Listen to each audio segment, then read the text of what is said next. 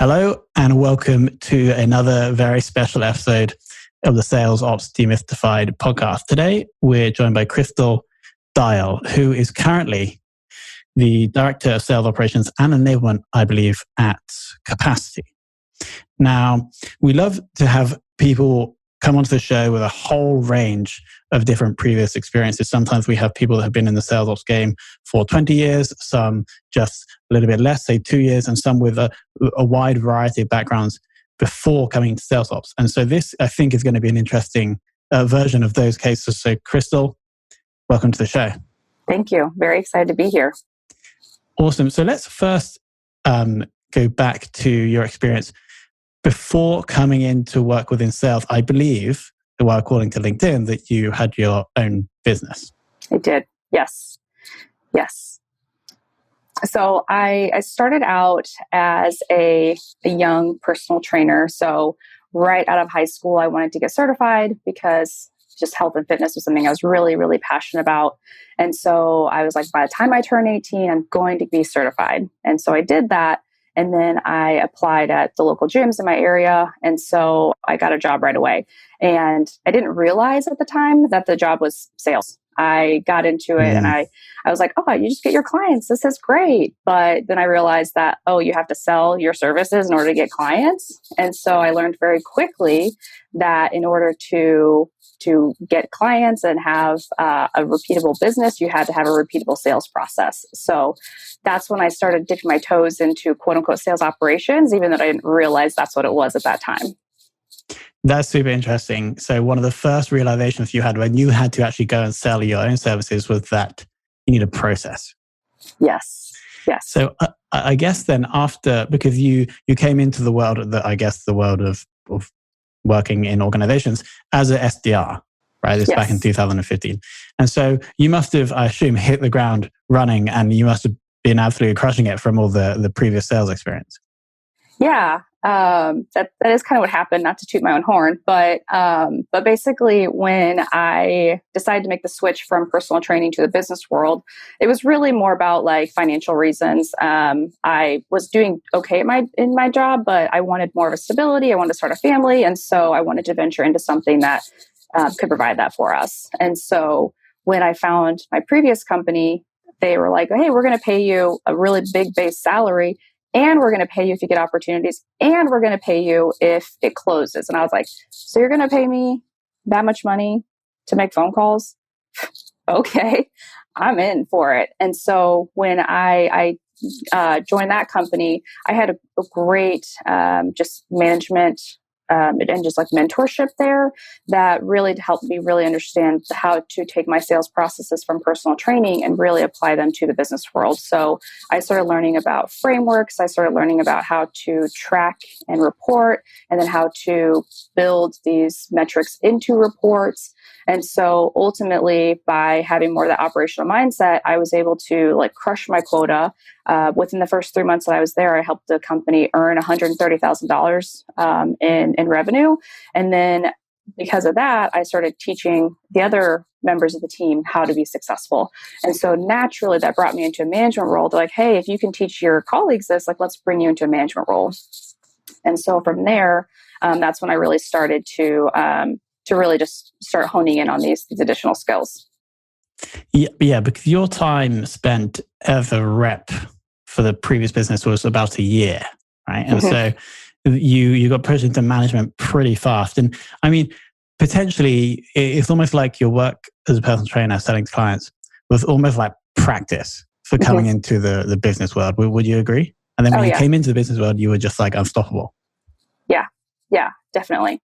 And so then I got recruited over to the current company that I'm at, Capacity, and I got recruited to be the business development manager. And one of the first things I noticed was that there were some processes in place, but they just could have been better. And so just tracking and visibility just weren't there. And commission for just like meeting set would just take hours of time. We were still doing it in spreadsheets. Some was in Salesforce. And so it was just not streamlined. So I helped implement just really quickly, like, okay, like this is how you set meetings. And this is the commission report that we look at. There should be no questions asked as long as you're paying attention to every single meeting that you're setting. And just being able to have that in place, it really just helped just everybody involved, the sales reps, accounting, to help streamline that. And so I think that was the moment where my company was like, hey, I think there's something special with her.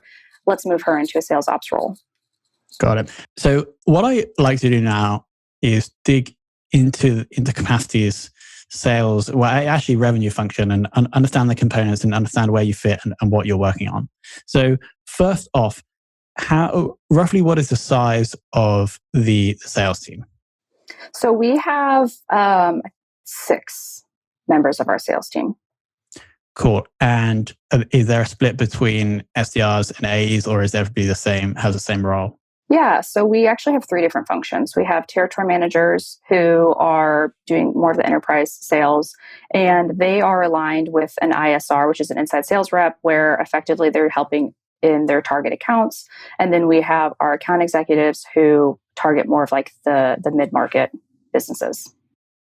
Awesome.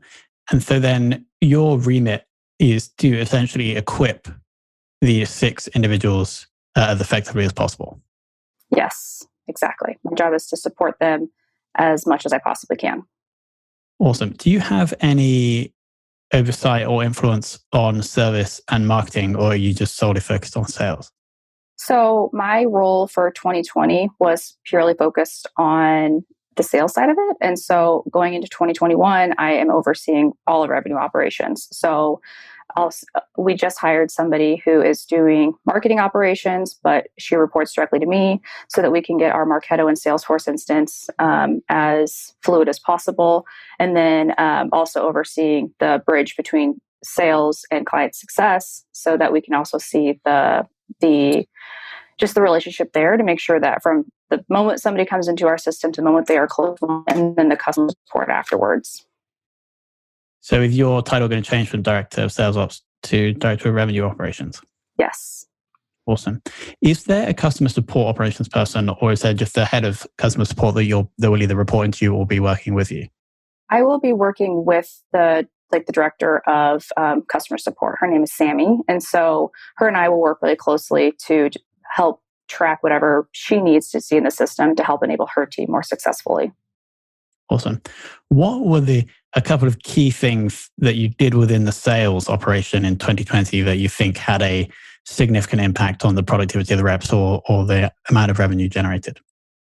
So really, with like the sales operation side of things, it really just came to just like the tracking and accountability of things. And so in 2020 and late 2019, we brought in Marketo, we brought in Outreach, we brought in Lane 4, we had Discover Orb, we also had Zoom Info.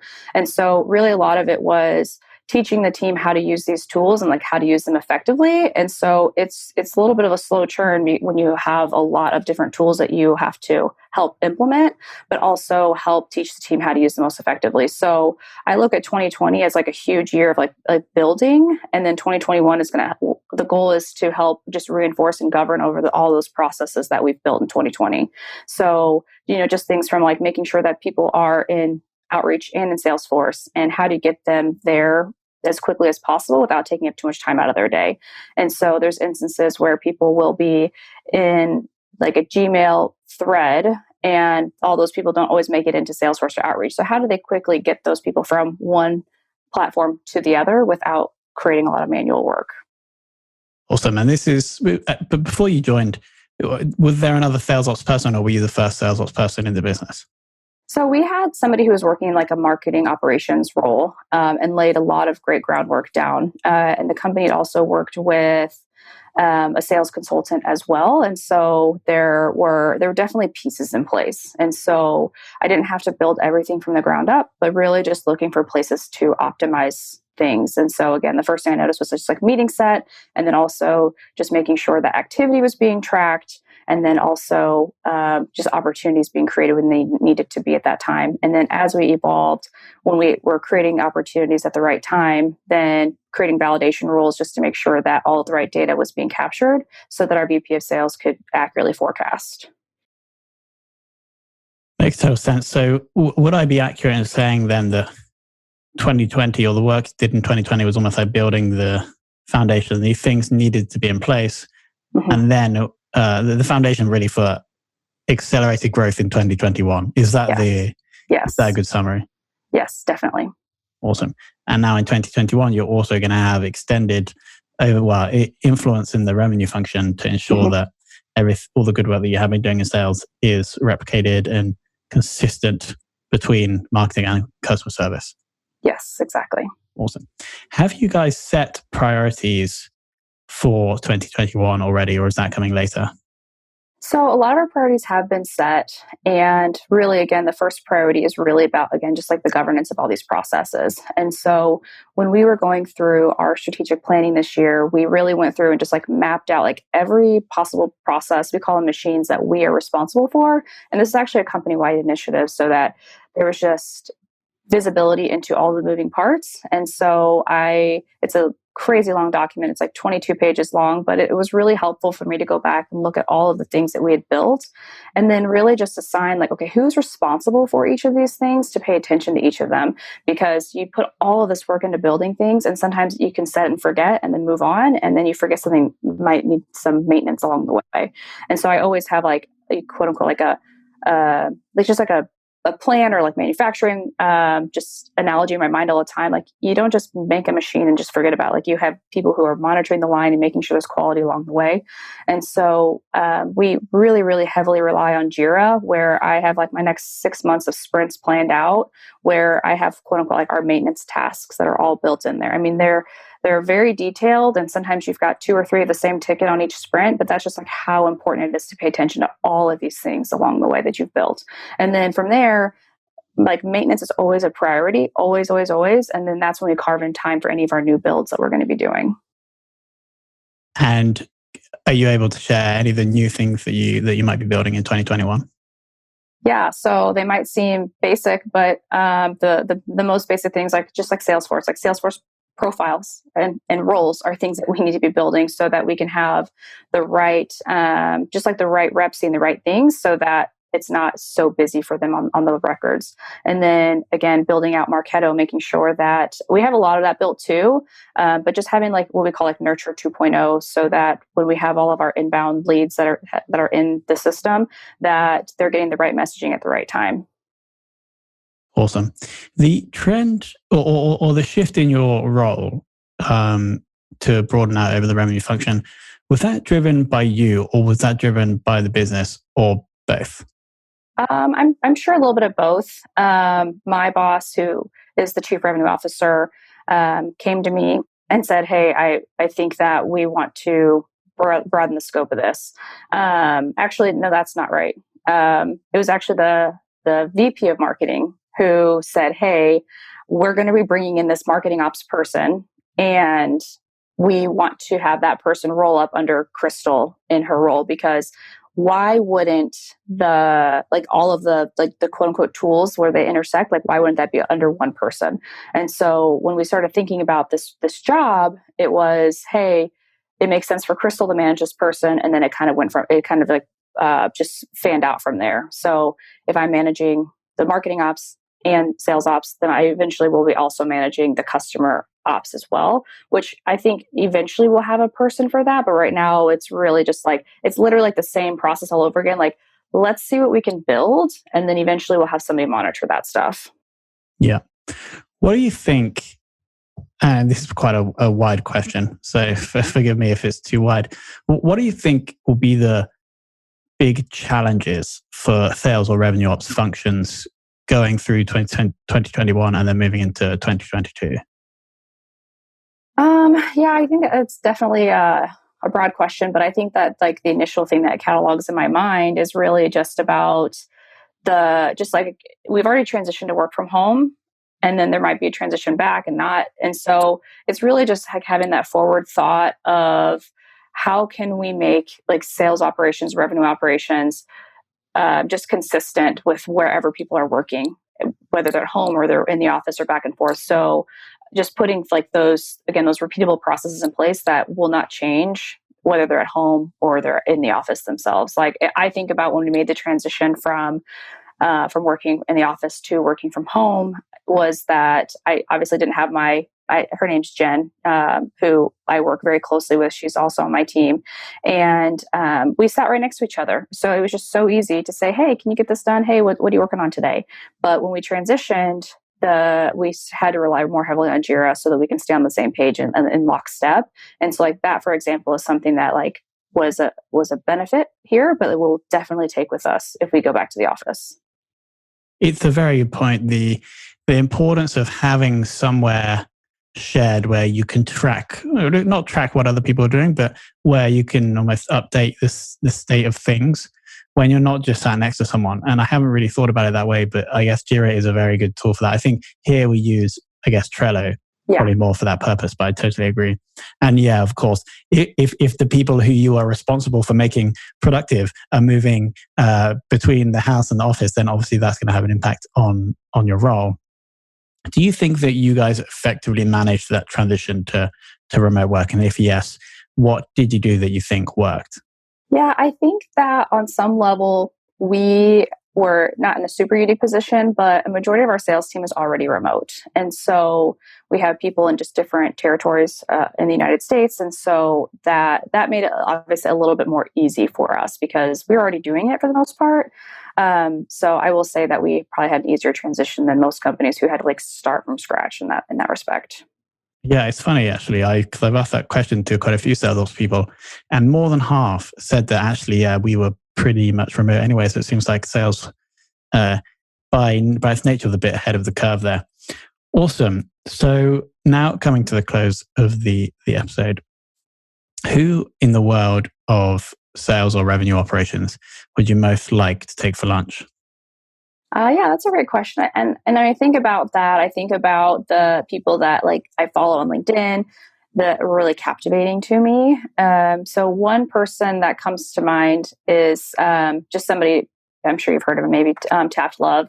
He had a similar career trajectory as I did. So he started out in sales and development management and then has made his way into revenue operations and sales operations. And so I've found some really great resources of his that I'm like, wow, like I would just love to just like sit down, like really just like talk through this stuff with you and just better understand like your thought process and how you got to like to really take stuff to the next level. Because, you know, I'm still pretty early in my career and, you know, wherever he is, I'm like, okay, how do I get there like faster? And I think I could do that if I talk to him more.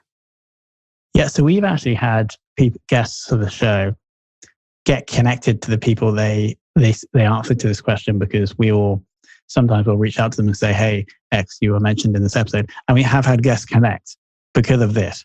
So I'll ask for your permission after this, whether you want us to do that, because maybe you don't want us to reach out. But that sounds like someone, I actually haven't heard of him before. So potentially we'll ask him to come on the show as well. But yeah. That makes total sense.